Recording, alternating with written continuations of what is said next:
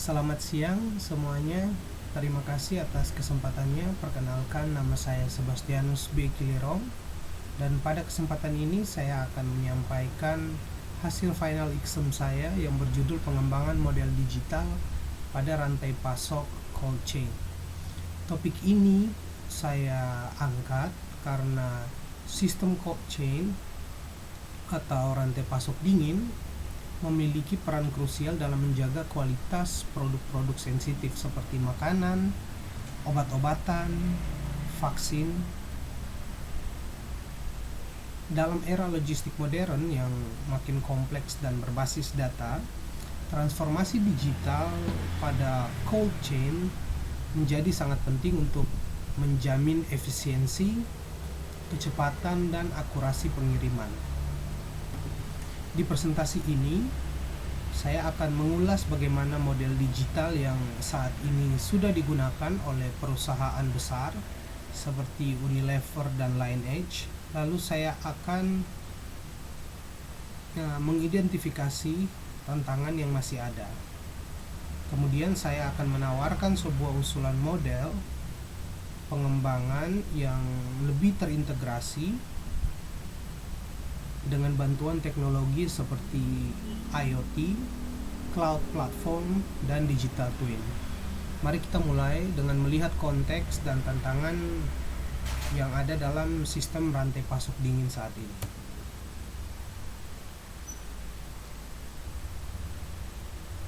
Baik, cold chain alias rantai pasok dingin adalah bagian vital dari logistik modern.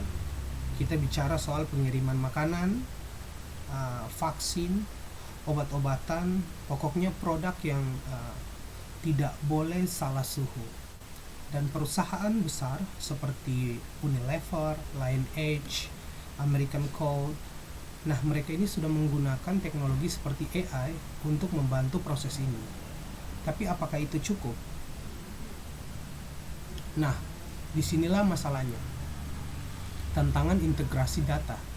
Meskipun AI sudah cukup canggih, tapi data dari mitra kecil seperti pemasok lokal atau truk independen sering tidak masuk ke sistem. Ini menjadi bottleneck. Ditambah lagi, banyak data yang masih dicatat manual. Hal ini membuat prediksi AI jadi kurang akurat. Untuk penerapan AI saat ini, kabar baiknya AI sudah berhasil membantu dalam beberapa hal, mulai dari mengatur penempatan palet di gudang sampai memprediksi permintaan berdasarkan pola cuaca. Tapi teknologi ini butuh bahan bakar yang namanya data real time, dan itu belum sepenuhnya kita miliki.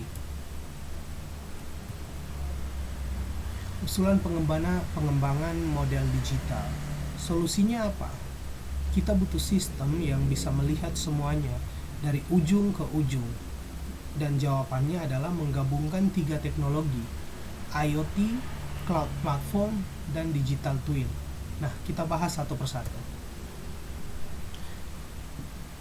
Integrasi IoT atau lebih dikenal visibilitas real time. Bayangkan setiap kontainer punya sensor suhu dan GPS. Setiap 5 atau 10 menit data dikirim ke sistem lewat jaringan seperti LPWAN, dan kalau suhu mulai naik, misalnya karena kulkas rusak, akan langsung muncul notifikasi. Selanjutnya, platform cloud base. Dari data sensor itu semua dikumpulkan dalam satu hub besar yang berbasis cloud. Supplier kecil, armada transportasi, sampai distributor akhir, semuanya bisa mengakses dan berkontribusi untuk data tersebut. Jadi semua pihak punya pandangan yang sama dan bisa mengambil keputusan yang cepat. Selanjutnya, digital twin. Kita punya teknologi yang keren, digital twin namanya. Digital twin ini semacam kembaran digital dalam tanda kutip, dari sistem logistik kita. Bisa kita pakai untuk membuat simulasi, mencoba strategi baru, mengetes skenario gangguan, sampai modeling rute terbaik. Semuanya bisa kita lakukan sebelum kita terapkan di dunia nyata. Nah, berikut adalah ilustrasi model pengembangan yang saya sarankan. Mulai dari sensor di kontainer, datanya masuk ke gateway, lalu dikirim ke cloud. Di situ ada AI yang menganalisis, digital twin yang mensimulasi, dan hasil akhirnya adalah optimasi inventaris dan distribusi yang jauh lebih akurat dan efisien. Terakhir, sebagai penutup dapat saya simpulkan bahwa meskipun teknologi seperti AI sudah mulai diterapkan dalam rantai pasok cold chain oleh perusahaan-perusahaan seperti Unilever dan Lion Edge, masih ada celah besar yang perlu diperbaiki, terutama dalam hal pertukaran data real-time dan integrasi dengan mitra logistik berskala kecil.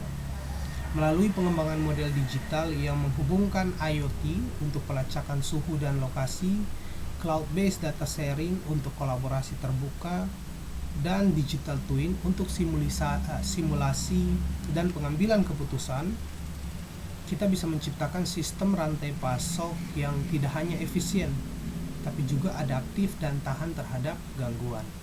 Saya berharap model pengembangan yang saya paparkan ini bisa memberikan gambaran tentang bagaimana teknologi dapat dimanfaatkan secara strategis dalam meningkatkan performa logistik di masa depan. Terima kasih atas perhatian dan kesempatannya.